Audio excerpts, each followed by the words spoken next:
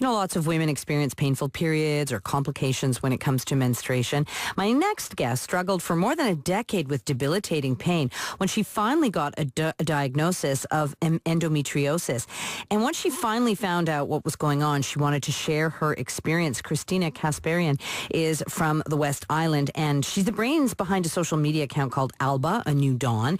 It encourages women to open up about their struggles with fertility and pain. And Kristina Kasparian joins me in studio. Hello. Hi, thank you for having me. Thank you so much for coming in. So what is endometriosis? Endometriosis is a condition that affects approximately 1 in 10 individuals born with a uterus, so girls, women, and trans men worldwide.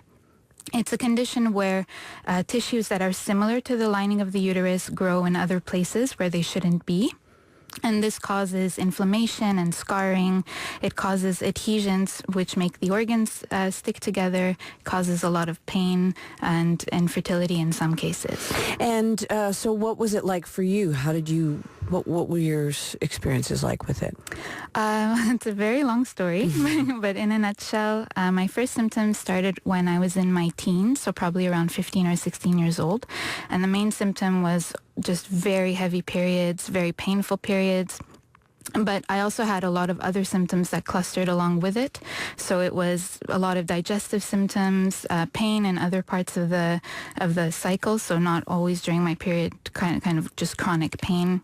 And then I started having bladder symptoms, allergies. So it was just a whole slew of symptoms. So I started to suspect that something was wrong other than just discomfort during my periods. And what happened when you tried to get help for all these things? When I tried to get help, I think I was met with kind of a gap in expertise in recognizing these symptoms. So often I was told that it was a digestive problem, that I had irritable bowel syndrome. And I mean, were you going to specialists? Like, did you go, or was this through a GP? A bit of both. So I initially started with my GP, and frequently I ended up in the ER because the pain was so severe. I always thought it was appendicitis or something because it was often on the right side. And from there I was referred to gynecologist after gynecologist, to gastro doctors, but they couldn't pinpoint the issue at all. Wow. And I think part of the problem is that it is a difficult condition to diagnose because it doesn't show up on ultrasounds, and doctors kind of hesitate sometimes to order MRIs, or the definitive way to diagnose it is through laparoscopy, which is a surgery. Mm-hmm. Like taking a look piece of tissue, or they do that. They biopsy the tissue, but then they would also be able to see where it's growing outside the uterus. So the test is invasive, in other words. It is invasive, and the symptoms vary from person to person, so it's not always easy to diagnose it. But still, all those gynecologists that have something that happens in 1 in 10 women. Exactly. So how did you finally figure it out? And how many years went by? I was officially diagnosed with my first surgery in 2016. So 16 years went by of me trying to get to the bottom of it, because you know your body and you know that something isn't right. And I went to Toronto because a friend of mine lived there, and she was able to find me a specialist who saw it right away, ordered an MRI, did my surgery within 2 months.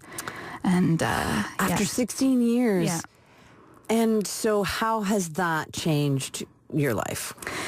It has tremendously impacted my life, not only in terms of my physical being, but also my mental health, my career choices. Because you must have thought for a while, like, is it in my head, right? Yeah, and many doctors, unfortunately, and this is a common story that repeats itself throughout the world, so it's not just my story, but many women are told that it's stress or anxiety, that their scans are normal, that there's nothing wrong, that they should get pregnant, because if they do have endometriosis, then pregnancy will stave off the disease spreading.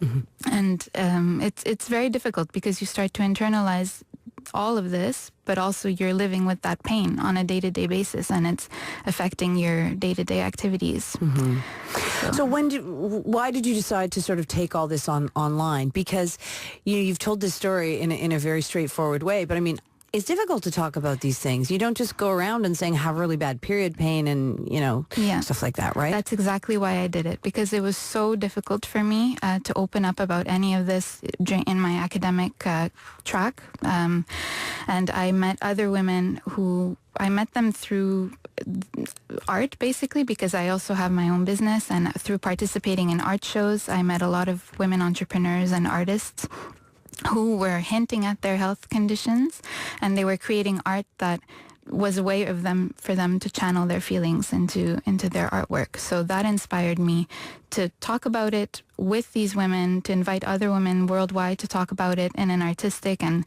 empowering way, because it isn't easy to talk about it at all. We're always afraid of being seen as weak or seen as being as complaining and being dissatisfied patients, but really it's so important to break the isolation and break the helplessness that we feel, and really to raise awareness, because there's a lot of myths and misconceptions associated with endometriosis and even infertility, and we have to decrease the diagnosis times by spreading the information accurately.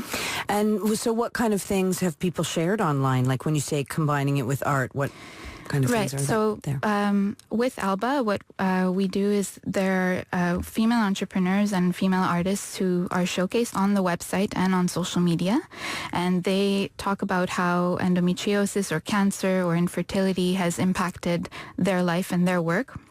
And through these spotlights, we're able to show how they have made choices and they're still thriving in their work and in their personal life, and this inspires other people to do the same. And then there are artists who don't necessarily have any of these conditions, but who can relate to the cause because they have a friend or a sister or who just want to support women. And so they either create a piece specifically for Alba, or they have something that is very related to wellness, femininity, maternity, fertility, and they showcase that piece on the website, and then the sales from that piece are donated back into advocacy initiatives and into funding for research. So, okay, well, that kind of answers my question. I was going to say, where do you hope to go with all this? So advocacy and funding for research, and you mentioned early diagnosis is one of the key things you'd like to see. What, less than 16 years? Yes, please. So what has all this been like for you, though? I mean, after, I hate to use the words like journey and struggle, but I mean, that was a journey for you. What is it like for you to see this online community that you've created? It's very rewarding. It's also a little bit challenging because I still feel that it's difficult sometimes to be an advocate for something that was so emotional and so difficult for me as an individual. And but that aside, I really find it rewarding when friends or even strangers write to me and say, you really helped me. I really needed to hear this. I have a doctor's appointment. You helped me prepare for it.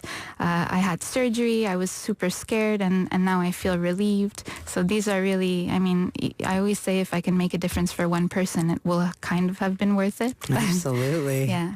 Kristina, it's a wonderful project. Thank you so much, and thank you for telling your story. I appreciate it. Thank you very much for having me.